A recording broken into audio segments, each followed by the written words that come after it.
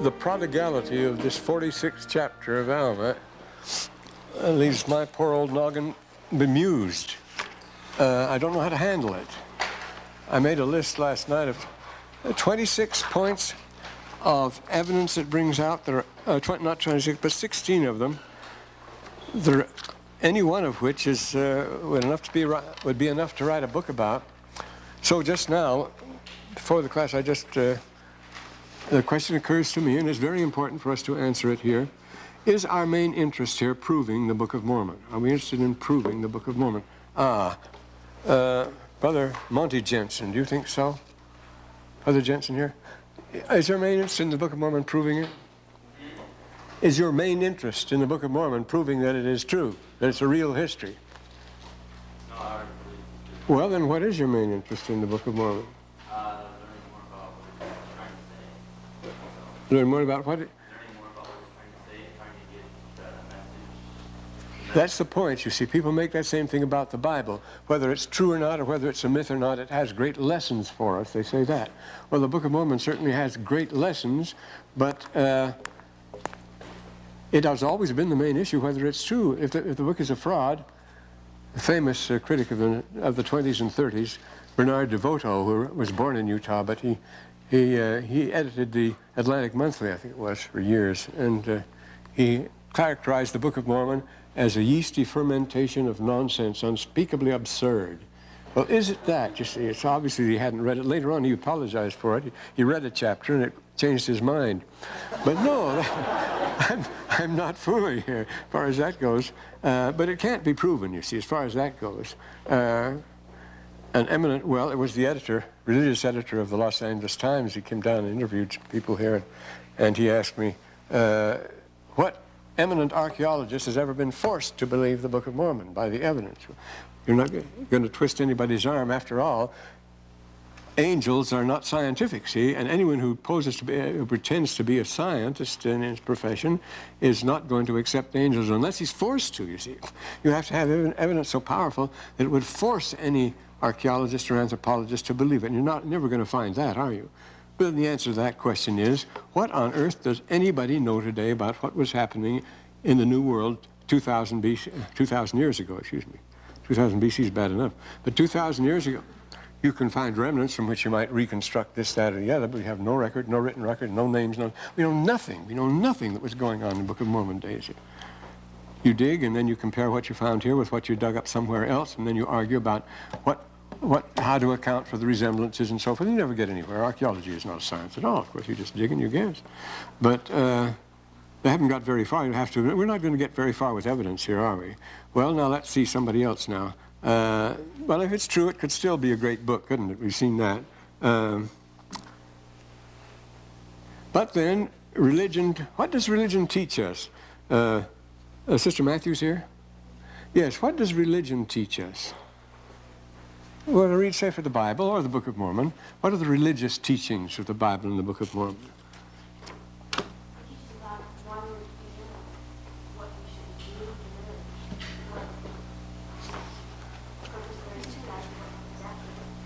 See, she really comes to the point, why we were here, what purpose, and so forth.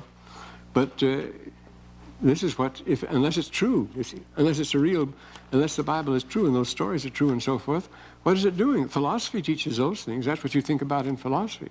Though you came nearer the point. Most people today say, including most ministers, that the Bible teaches us morals and ethics and aesthetics and principles and spiritual things and beautiful stories. They teach us love and affection, family, those things. It teaches us all those things. But you don't have to go to the Bible. You don't have to have angels come to tell you that, you see. It needs no ghost come from the dead, my Lord, to tell us that, as Horatio says. No, we don't have to have those. We have thousands of books on that subject. The whole fourth floor of the library is taken up with subjects that will tell you about humanity and love and morals and human nature and all that sort of thing. No, the only purpose of religion is to answer one question, and Sister Matthews came very near to it. Just one question. That's the terrible question. It's called the terrible question. Nobody could answer. Well, I used to talk a lot about that. The question is this all there is? If this is the whole show, we're in an entirely different... See, if this is the whole show, then your whole way of life is going to be arranged differently, isn't it? If this is all there is, then remember what Korihor teaches in the Book of Mormon, when the man dies, that was the end thereof. Therefore, they lifted their heads and rejoiced. They could sin all they wanted to. There would be no reckoning or anything like that. And they were glad of that teaching, that when the man dies, that is the end thereof. Well, that will pretty well determine your behavior, won't it? The only question, is that all there is? Now, pure fantasy can teach us wisdom and, say, morals, kindness, courage, forgiveness, moral things. We have stories, we tell stories in Sunday school and so forth.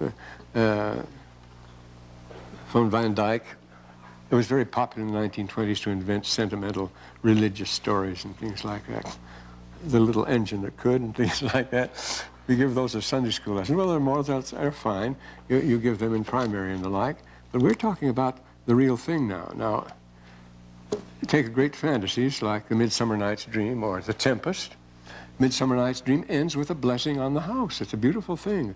A blessing on the house and peace, and I have come the world before to sweep the dust beneath the door. But it is pronounced by Puck, a sprite, a mythical sprite. There's nothing there. And then that other play of great fantasy and power, his last play, you see, teaches all sorts of moral lessons, the main lesson being the lesson of forgiveness.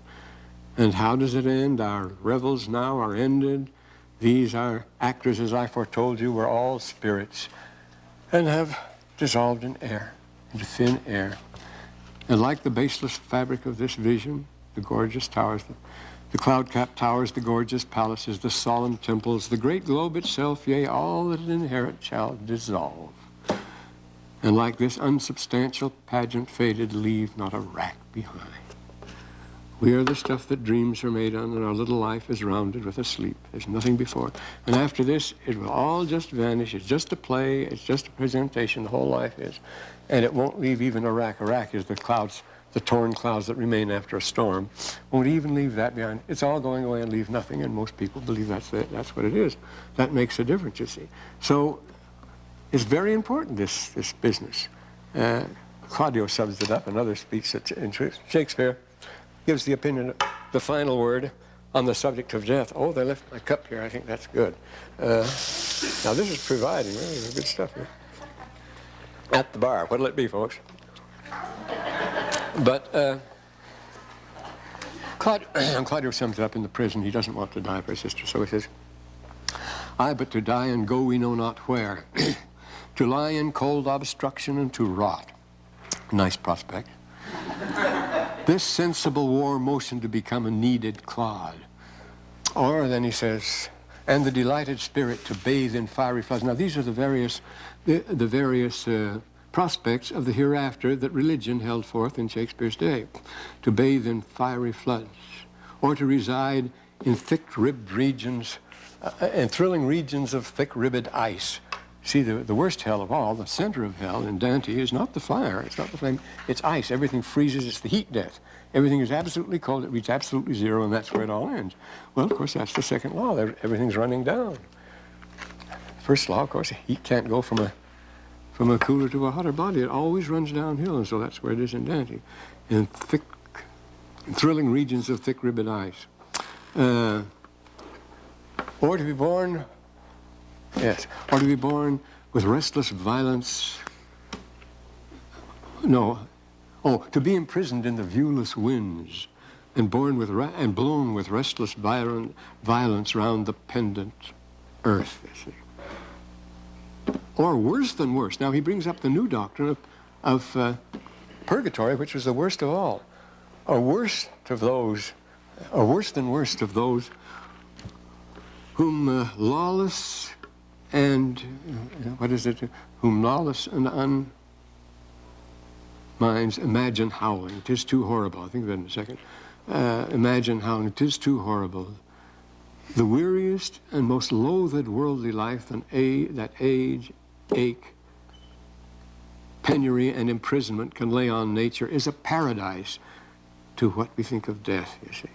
The worst thing that can happen to us, the worst loathed earthly life that age, ache, penury, imprisonment can lay on nature is a paradise to what we fear of death. The worst, See, that the doctrine of purgatory is not an old one. It's not an ancient one. It was introduced in modern times, in Shakespeare's day, as a matter of fact.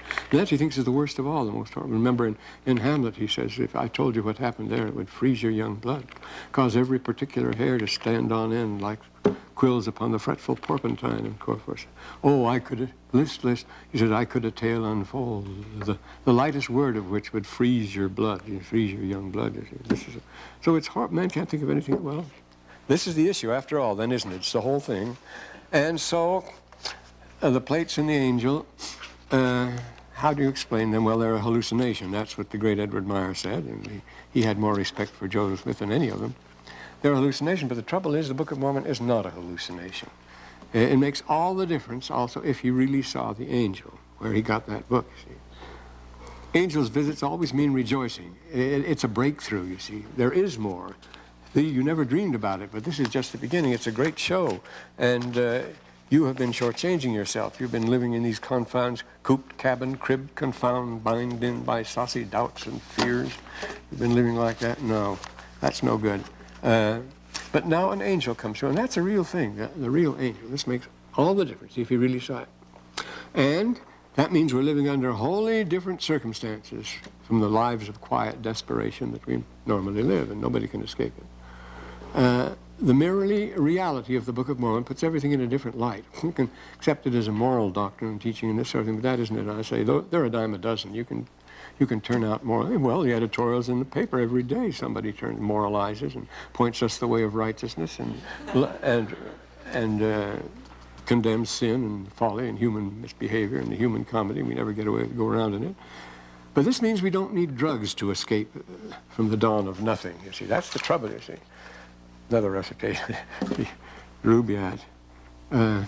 Lots of verses in the Rubaiyat about this. Of course, we used to learn this when I was in high school. It was the most negative thing in the world. But one moment in annihilation's waste, that's all we have. One moment of the wine of life to taste. The stars are setting, and the caravan starts for the dawn of nothing. Oh, make haste. Hurry while you're here, because you don't have much time, you see. And that's all there is. It's the dawn of nothing after this. So let's turn to this. Now, we were talking about one thing here. The list, I listed them as 16 of them. Why 16? Because, and I'm not including the remarkable resemblance to our own time and the remarkable relevance to our own situation with which this chapter begins. Remember, 15th chapter, the post-war boom, then the arrogance of the people, then divided in, and then this cultural difference here. The main issue in the Book of Mormon is not between, did I mention this the last time, is not between the Nephites and the Lamanites at all. That's not the fight. Well, this is an important thing. This is our first point in this cultural thing here. But between totally different ways of life that began already in Jerusalem. There is the two. You notice Alma, like Nephi and Lehi and Ammon and Abinadi and the rest, you find these men we talked about, the Rechabites, who want to live the old law in its purity. And in this wicked and sophisticated civilization, you can't do it. So there's always this conflict. You see, Alma is over strict. He is a prude, really. He gets on your nerves. No wonder he caused his second son, Alma, to revolt. But they have to be, these people. Remember, it tells us in the short books, in Enos and so forth, unless our laws were severely, extremely strict and severe, the only way we could keep things under control at all, you see, like the Puritan settlements in New England. They had to be extra severe. So it's the conflict between them and the more permissive way of life that the Nehors immediately introduced under, and that became the state religion. The righteous, the people of the church, are always a small minority, except for 200 years, throughout the Book of Mormon. They are the minority, and they're in constant conflict with these others like Korihor and the Nehor and Zizram and so forth. Leaders are always able to get a big following if they protested against this overly strict religious society in which they were living here. So they lived the Rechabite, the old strict law and the prophets and so forth. It was austere living. It was a life of the mind. And they took to the wilderness. Every time there was a break, what they do is take to the wilderness. It repeats very often here. And the confusion of the Dead Sea Scrolls people, we mentioned them the last time, they did the same thing, you see. They left Jerusalem. Jerusalem was corrupt. The scrolls are full of this, you see. And they were waiting there for the prophets. They were waiting for God, as it tells us in Isaiah. We've gone into the desert to make way, a way for the Lord, to prepare the way for the Lord to come. And we can only do that by preparing ourselves, that we might have visitations by angels and so forth. They were looking forth to that sort of thing. And the confusion of the people of Qumran and all up and down the Dead Sea. There wasn't just Qumran, I see. This was the standard religion of Lehi's day. And that was lost, you see, and that's why it's not popular today. That's why they suppressed the scrolls, actually. But this was and it's very natural to confuse them with the Essenes, because the Essenes were another such body of people that were going out of the world. But after all, St. Anthony, a rich Christian fellow living in Alexandria, Christian Alexandria, 100%. He saw it was a terrible way. He retreated to the desert and founded the monastic movement. We have to go out to the wilderness and purify things, and the confusion. There are many such groups. This is the whole Hermetic tradition. They form these conventicles, these groups. That would include Pythagoras. That would include the Platonic schools of teaching. Everyone who wanted to live a pure life, to get away from the corruption of the world, which always follows the same routine. The four things that Nephi talks about: people after fame, money, power, popularity, and the lusts of the flesh. Those are the things we all want to enjoy. This is repeated a number of times in the Book of Mormon, and Nephi makes it very clear, and it's right at the end of 2nd Nephi there, isn't it? 22nd chapter and 23rd verse there at the end, and where he lists the four. And I say there are many groups. They're always doing this, breaking off and so forth. They keep breaking off of this church. Groups do that, going out to Baker and places like that. There have been many splinter groups from the church. Russell Rich devoted many years to studying those groups, and they amount to over 100 of them. Well, now, so we have this theme that runs through the Book of Mormon, which is very solidly backed up now by the Dead Sea Scrolls. And then, in contrast to this, the other culture is that of Amalickiah. Now, that's a giveaway. Now we're getting to a piece of evidence here, a possible one. There's a second point here. The name Amalickiah. He is the leader. He sets himself up, and they all follow. And his name, Amalickiah, is "My king is Jehovah." Now, Amalickiah was a Mulekite, and we forget that Zarahemla wasn't a Nephite city at all. It was a Mulekite city. And the Mulekites were a mixed band, much larger than Lehi's, that came over when Jerusalem fell after. They were led, we know now from the Lakish letters, that the youngest member of the royal family did escape, and he would be Mulek, the little king. They call themselves the Mulekites because he led their particular group, and so forth. This is a possibility. But he represents the Mulekite reaction against the strict teachings of Lehi, Nephi's descendants. See, the Mulekites were never that way. They not only built the big city of Zarahemla, but they were almost all your dissenters, just as some of your greatest men. Ammon was a pure descendant. He was a Mulekite. He was a descendant of Zeniff.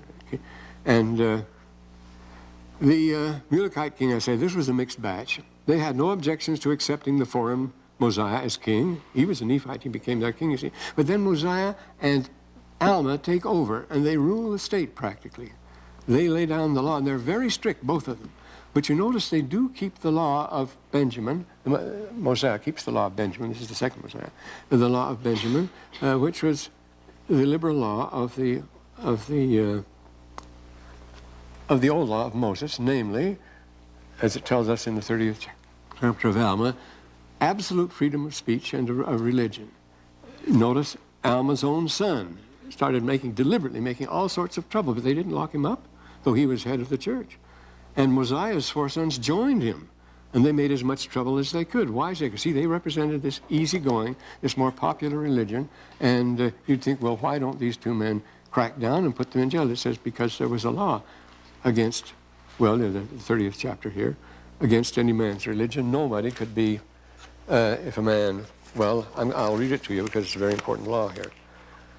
So they were free to do this. So you're going to have these two societies and two cultures, two ideals side by side here. Let me read you in Alma 30 here. Yes.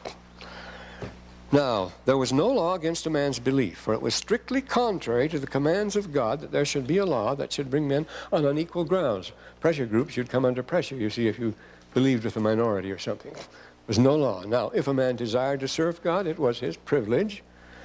Or rather, if he believed in God, it was his privilege to serve him. But if he did not believe in him, there was no law to punish him. It was not a crime not to believe in God. Atheism had as much right as anybody else. See, otherwise, it would have been unequal, it says. And so, he says, now, if a law of men should be judged according to their crimes, that's an overt action. She could be judged according to crimes. Nevertheless, there was no law against a man's belief. Therefore, a man was punished only for the crimes which he had done. Therefore, all men were on equal grounds. You know, pressures could be brought in that case, and so it goes. Now, this Korihor had been raising hell, as you know, but they didn't imprison him. He went over. He was killed by the intolerant Zoramites. A Zoramite mob killed him there, but among the Nephites, he was free to circulate. And this Korah, he went about in this, you know what he preached and so forth. And the law could have no hold on him. He began to preach unto the people that there should be no Christ. Foolish and vain hope to yoke yourself to foolish things. He says this is not intellectual. This is foolish. It's not intellectually sound. Notice these were the intellectuals, the rationalists, the positivists and so forth. These foolish old traditions, these old myths that have kept you down, and according to your own desires, they keep you down, even as it were in bondage. You may glut yourself with the labors at their hands. You durst not look up with boldness, and durst not. He was allowed to preach all this. They durst not make use of that which was their own. They had to pay taxes and things like that. It was a sacral state, you see. Well, this was allowed and so forth. So you see these two states, these two cultures side by side. And this conflict is the one that hits you all the way through the Book of Mormon. See, we're so naive and so simplistic in the church. We just say, well, there were the good guys. Naturally, there were the Lamanites, the Nephites, who were white, and there were the dark people, which were the black, and there were the Lamanites. Well, it isn't that way at all. This is what the real issue is all throughout and so it's the issue in our world. Our war is not with the Lamanites today at all. So, and along with this, you notice, they're bound to resent Nephi and Levi and Almas and Mosiah's complete rule. Why should they be in charge? Why should he? It's all right to make him king. They did because he was a great man. But then when he was joined Alma, and he gave Alma plenary power in the church, people started objecting, and then there was this rebellion that became very popular. And the church from then on is a small minority. They don't hold their own at all. And along with this, there are frequent indications, we'll see in the Book of Mormon, of ancient and exotic peoples in the background. For example, when Alma went, excuse me, I'm not sure, just bored, I see. When Alma went to visit the Zoramites on a mission, you see, they'd only been away from the central culture. They descended, as you know, and went out, for a short period. And he says they were utterly dumbfounded. They were so amazed they didn't know what to think of it. It absolutely stunned them. It knocked them out. They had a totally different religion, a very exotic things in which you built high towers and stairways and all this sort of thing, and had prayers, and you loaded yourself with all sorts of costly and lavish apparel, and the priests parading around and so forth. Well, immediately we come in the world in which we familiar from the murals and the vases and the reliefs of Central America and South America, the old Mesoamerica, namely this lavish, strange religion. It was there before. The Zoramites took it up, obviously, almost overnight. They had this whole different culture, and they said we were completely amazed by what they found, how they changed everything. They kept some of the old religion. It says they adopted this, that, and the other, but who would give them this idea? You just don't invent a religion whole cloth that way, you see. They came out and they picked this up. And we find, and then the Sebus game, for example. This is a worldwide thing, and, well, we don't go into these things, but it's another of these exotic things. We find constant hints about, well, when they talk about, for example, the land that was barren of trees because of the whole central country was barren of trees because of the inhabitants. We say, well, you can't make a desert that way, but you can.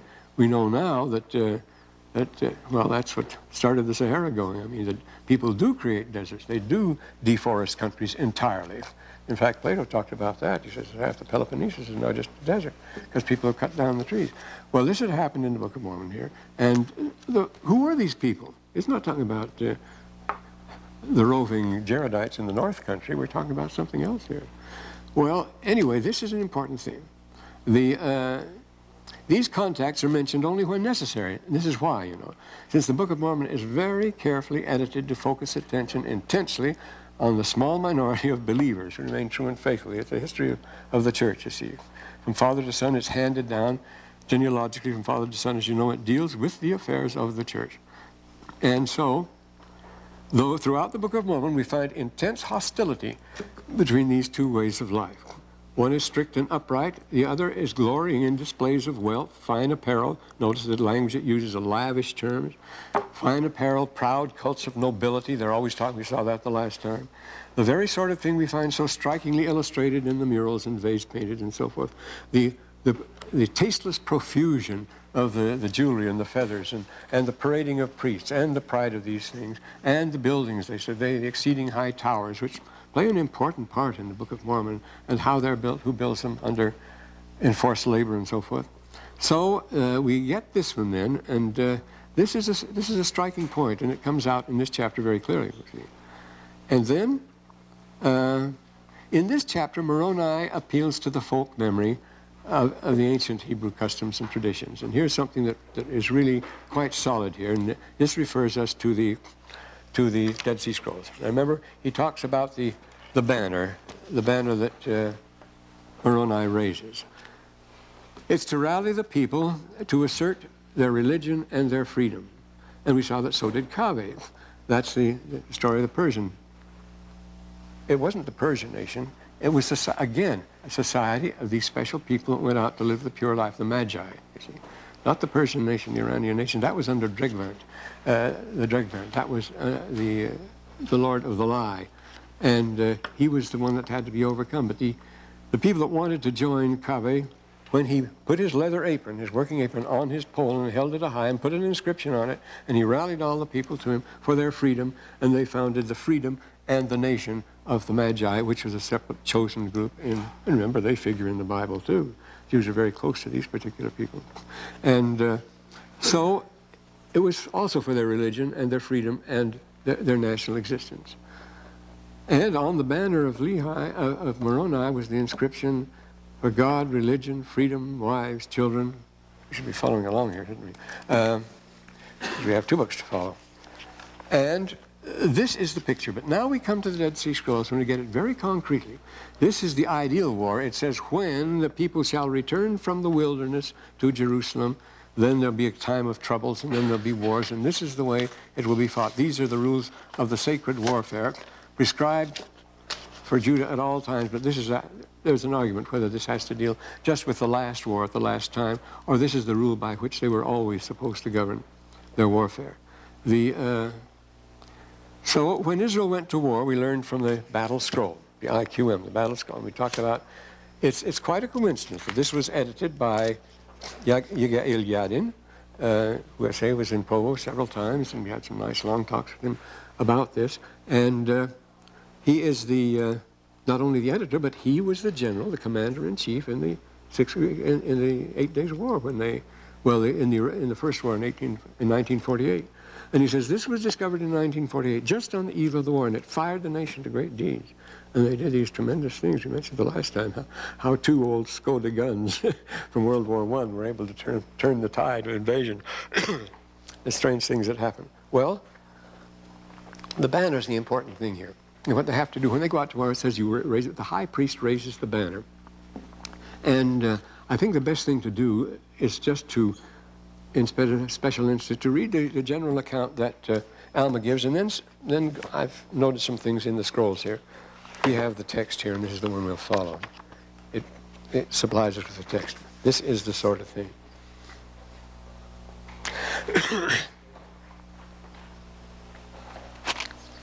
Now, this says, one banner, you shall raise the banner, which says, when the B'nai Levi with B'nai Yehuda, when the sons of Levi and the sons of Judah and the sons of Benjamin, those three tribes, you see, when they return from the wilderness, when they return from their captivity in the wilderness, they regard themselves as living in the wilderness as long as they're in a state of captivity and in the wicked world. That always the image of the Beshuv Goleth, on the return from the captivity of the B'nai, or of the sons of light. They call themselves, it's called, the title of the book, you see, the scroll of the war of the sons of light against the sons of darkness. That's the way the world is divided, and this is a theme that's very, very notable in the Book of Mormon too. Again, you talk about the light, especially Alma talks about this, you know. When he talks about his redemption, he sees it from the darkness to the light and so forth. Well, we go on. She talks about just the places I've marked here. And on the trumpets they shall inscribe those called of God, and Neshevi El, and those the Nesi El, the princes of God, and the Serich El, and the Church of God. It means the order, the organization of God. This shall be on one. The Odoth, Othel, the Eitzeth Kadosh. And this is, well, fortunately, Brother Yadin has supplied us with translation here. That helps, you know. But we agree very well on these things, needless to say. But it says, it's talking about the saints, the peace of God in the encampments of his saints. They call themselves the saints, you see. They're coming back, they're organizing themselves. And then, as in Alma 46:13 here, he says, he shall write the peace of God in the encampment of his saints upon their trumpets, and they shall write God's mighty deeds to scatter the enemy and put to flight all the opponents of justice. And then here's a good one up here. Desolation. And now this doctrine of desolation is very important. He says here, well, I'm looking at 36 instead of 46. Notice, Alma, this is too good to miss here. Had them rend their garments, and he turns. Did I do it all? Well, I've done it already here. I don't know why she's making all this fuss about it. When Israel went to war, the people were rallied by such inscriptions on the banners. The banner was called the Nes, N-E-S, which the lexicon will tell you means a pole, a flag, a standard, a signal, an assignment. Title is the best translation you could give that. A title puts the subject matter. The title is, it also says, remember, because it gave them title to the land. And the emphasis on the land is very important all the way through here. We asked Yadin, what is your religion? What do you believe in? Remember, he's an enlightened modern Jew. He says, my religion is the land. I believe in the land, and that was his religion. The Holy Land. It's this obsession with the land here. It's repeated again and again way back here. They still are. And the same thing here. The blessings upon the land. Alma talks about the promised land, and he says to give us a title upon the land, this very closeness to the land they talk about, the idea of the promised land here. Well, this is what happened. Let's read the thing here, and here it is in the 17th verse. He came to pass that he poured out his soul to God. He named all the land which was south of the land Desolation. And in all the land on the north and the south, all the rest of the land, including some of the southlands, he called a chosen land and a land of liberty. Chosen land should have been capitalized, because that's exactly what the priest does here. Before the battle, he goes out, he goes between the ranks, he goes out, the high priest goes before the army, who are all lined. It describes how they're to be lined in proper array, in form, holding their weapons and so forth, and all the straight lines. And it's lots of description. It goes on 50 pages describing exactly what their deployment of the troops should be. But when they're deployed and ready for battle, the high priest goes out in front of the army, and he walks back and forth, and he pronounces a curse on the enemy land. And that is the Shema Ma. It's either Shema or Shema Ma, either one, Shema or Shema Ma, or it can call Horeb or Horma, land desolation. See, Horeb is harb, it's destruction, it's war, it's the Semitic word for war. Or desolation is Horma. But the word it gives here, the word it gives in the Dead Sea Scrolls one, it should be called Shema Ma, which means desolation. Shema means nothingness, wiping out, and that's what's going to happen. And we're told that when the king of, who is it? Well, it's in the story of David. After his land was cursed, it was called Shema Ma. But here is where they have this ritual thing. He pronounced all the land, and the other side is the land Barakah. It's the land that's chosen. Now here's a very interesting thing. In Hebrew, Barakah is to bless, and Barakah is to choose. So Barakah and Barakah, one means the blessed land, the other means the chosen land. Baruch, you see, Baruch is the blessed one, and the other one is Baruch, means the chosen one. Well, here he calls it the chosen land. This is referred to in other places too, in both cases. But this is a remarkable custom. See, it's not in the Bible. You don't find this. Before the war, the high priest dedicates the land to the enemy and calls it desolation. Well, this is a doctrine, you see, of the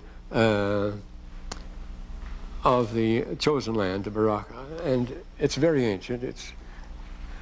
Yadin makes a lot of the close resemblances between the Roman rules of war and the Hebrew ones here. And that's not accidental, because you know armies do imitate each other. They have to.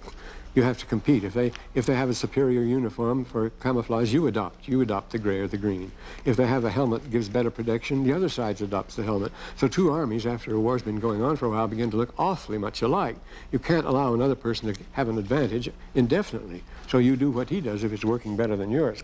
So the armies look alike, and Yadin, who is a tactician, he's a general, he goes into this and he says the Roman follow the same principle. But they divide the world, you see. When they go out to work, the Fecialis, they have the right of the Fecialis. The priests go out and they throw a lance across the border with a curse. They do it 7 times here. They do it 3 times in Rome, the Fecialis. They invite the enemy to submit. See, this is agorhosticus. It has not been conquered. This is the outside world. This is the world, they would call it the world of darkness, the world of the devil, the Eland. They call it the Eland, the empty land, the desert land. They would cast a spear across it 3 times, inviting them to submit. If they don't submit, then of course they're in a state of rebellion. They're the dark outer world, and to Rome they represent a threat. Here are these threats. That's why Rome has to expand. That's why you have to have the world's great empire. You can't leave it the way it is. There's some marvelous Alexander stories. There are a great many Alexander stories on this. When he's in India, he did a lot in India, you know, and the wise men, the Brahmins, asked him, why do you conquer the world? He says, I'm not conquering the world, I'm just liberating the world. I'm spreading light and truth. I'm moving into the darkness, you see. And this is the same obsession with the Romans. Oh, we've got to win. As long as those people are unconquered out there, they present a threat to us, you see, because they're ambitious too, and we have stuff they might want. It always happened. So we have, that's called ager hosticus, and we're ager peccatus. The 2 parts of the world, this means the field. This is the fields of the land, you see. It's ager peccatus. This is the people that have accepted Rome and therefore are pacified. And the ager hosticus is those that haven't got room here. They're hostile. They don't want. Oh, this, remember, is the same word as ghost. It's the outer world. Ghost, host, same word as guest, a person who comes from afar, a stranger. Guest, host, ghost, hostile, and so forth. And, of course, this is the same theory in Islam. Peccatus means, Islam means having submitted, at peace, having accepted. Salam, oh, yes. Right, a simple word. This is the Dar al-Islam. Dar means settled territory. Dar al-Islam, this is the land that has been submitted, that is under God, that has accepted Islam. And if you don't accept Islam, always trouble. We can accept that. So that's Dar al-Harb. See, that's just your Horeb in the Bible, desolation. This is the land desolation. This is Dar al-Harb. Now this philosophy endures throughout the Book of Mormon. Feeling threatened and so forth. And Moroni is under constant pressure for that reason. You see that later on, though. So here we have the, oh, brother, the ager hosticus, and all these Roman customs, but all this is clearly picked up in the Book of Mormon. I say, you're not going to get this from the Bible or even from the Apocrypha, except now the new things like the Dead Sea Scrolls and so forth. Now, in the 18th verse, he tells that we get the contrast. The cultural contrast is nowhere more clear than in this characterization by Moroni of his own people as we who are despised. Well, the battle scroll of the Dead Sea Scrolls starts out with this, by saying this. Let's try here. Yes. Yes, the sons of Levi, the sons of Judah, as I mentioned before, are exiles. Exiles in the Galay, they are exiled. In the Galot is the exile. It isn't just a captivity, but they're exiled. They're outcasts in the wilderness. That's the Galut, you see, they call that. Their fight against them, yea, with all their troops, when the exiles of the Son of Light returned from the wilderness to encamp in the wilderness of Jerusalem. They're still in Jerusalem. They're still in the wilderness all the time. But they're exiles. They're driven out. They're homeless and so forth. It becomes more explicit later on, I think, more 3 and the Cherut. Yes, 9, 15, and 13. That's a good one. Describing their condition, it always refers to them in these terms as the, oh, wow. Oh, come on, I got poor people all the way. They're the Ebionim. They're the poor. They're the outcast, the Ebionim, the poor of God. The best thing would be just to go through these days. Here it is. The high priest shall go forth from the middle, in the interval between the space between the lines, the priests, the sons of Aaron, clad in garments of white abyss, and then they shall curse the land desolation and bless the land bountiful. See, the other land, of course, is the land bountiful, the blessed land, the Baruch, and the chosen land. And we get this. Then the best thing is just to whip through this. And yes, when war cometh to your land against the enemy that oppresseth you, notice they're being oppressed by the enemy all the way along here. And the faint heart, the men of valor, and you shall be saved from your enemies, and then thou hast chosen for thyself from all the nations of the lands the people of men, holy through the covenant, taught the statutes, enlightened in understanding, hearing the glorious voices. Now this is not the language that the Jews accept today at all. They say this is apocalyptic, this is eschatological language, and we don't go for that. We're strictly historical. We believe, as I say, Yadin saying, my religion is the land, and then he's saying we don't believe in miracles, but we count on them. Those strictly Jewish But when you get a passage like this, you realize that they don't like this, and he doesn't like this at all. Yadin doesn't. Thyself in a land of men holy through the covenant, taught the statutes, enlightened in understanding, hearing the glorious voices, seeing holy angels, open of ear, understanding deep things, even the mysteries. And then it goes into cosmology, which the Jews are supposed to lead alone. The Talmud says it was better a man was not born that he should bring up subjects like this. But then he goes into this sort of thing when he says the domination of the spirits of the expanse of the skies, the host of the luminaries, the stars, the domain of the spirits and the holy, and the dominion of the holy ones, the treasures of glory. He hath created the earth and its boundaries of her divisions, into the wilderness and the plain land that all the springs bring. Well, this goes into your cosmological, Kabbalistic doctrine that's supposed to be, that is rejected by the rabbis after the fall of the temple. And the Book of Mormon is full of it. And then here it talk about being redeemed.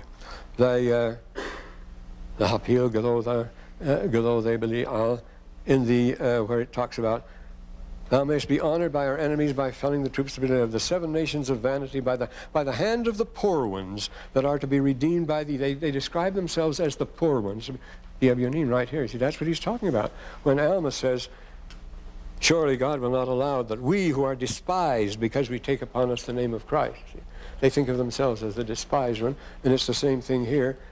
When they go out, notice he's saying this while he's waving this flag, while he's waving the banners, and this is on the banners here that they're talking about. He's talking about by the hand of the poor ones that are to be redeemed by thee with power and retribution, for wondrous might the heart shall be a door of hope. And then here again, the next section, 15 begins, for into the land of the poor ones wilt thou deliver the enemies from all, into the hand of the poor ones. Again, he describes himself, Ebionim, he calls them that, to see who thou hast delivered the enemies from all lands, into the hands of them that are prostrate in the dust. He describes them as the poor ones, as prostrate in the dust. An expression, remember, that King Benjamin uses? Again, you won't find that in the Bible. But here the king comes out, you are less than the dust, even in the dust, remember? And then he says, when he asks the people to submit and accept the law, he says, prostrate yourself even in the dust.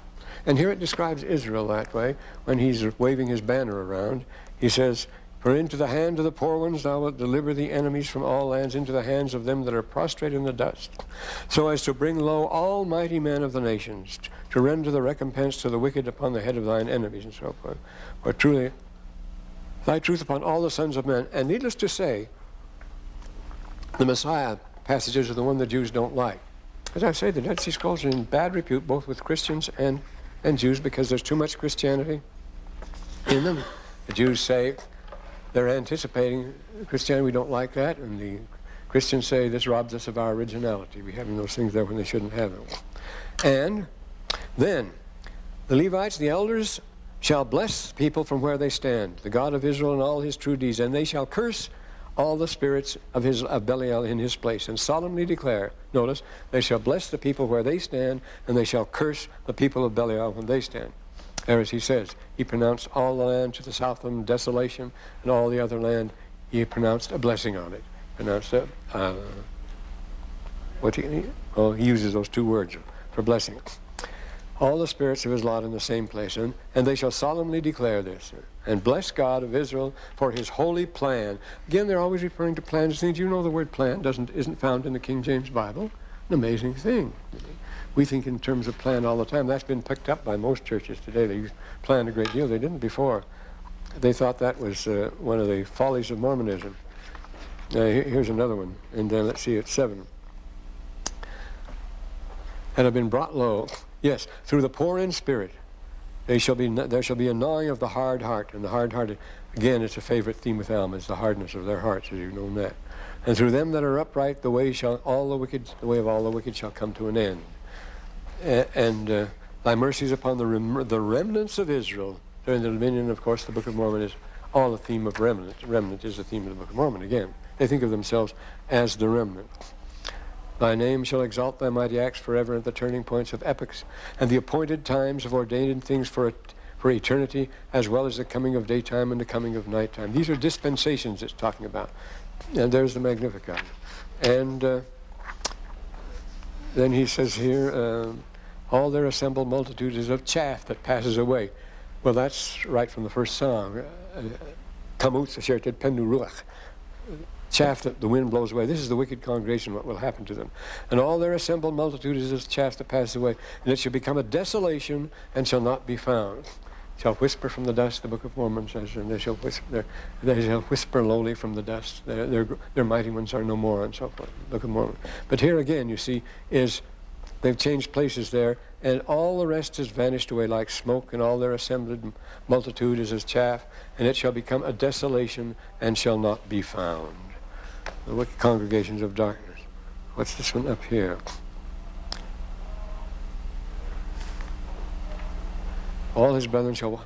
Yes, the priest, it says here, the priest destined for the appointed time of all his brethren shall walk along and strengthen their hands for battle, and he shall solemnly declare, be strong and courageous. This is exactly what Moroni does. It's a priestly office to do this. Well, here we get another one. The chief priest shall come forward and stand in front of the formation and shall strengthen their heart through the might of God and their hands for his battle. So this is the same procedure we find then in the battle scroll, IQM, as we mentioned before. It's all called cave number 1, Qumran Milkama, meaning the battle scroll.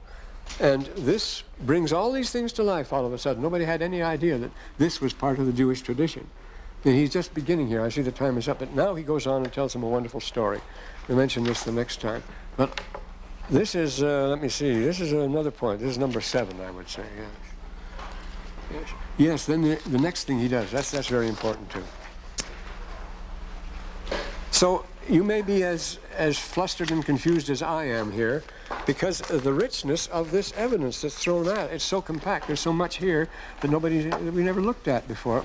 But it's all there. It all has significance. There are tracers all the way through this, and this is the thing you're supposed to look for that can't be faked. Think of what Joseph has given us here. Well, we'll resume later.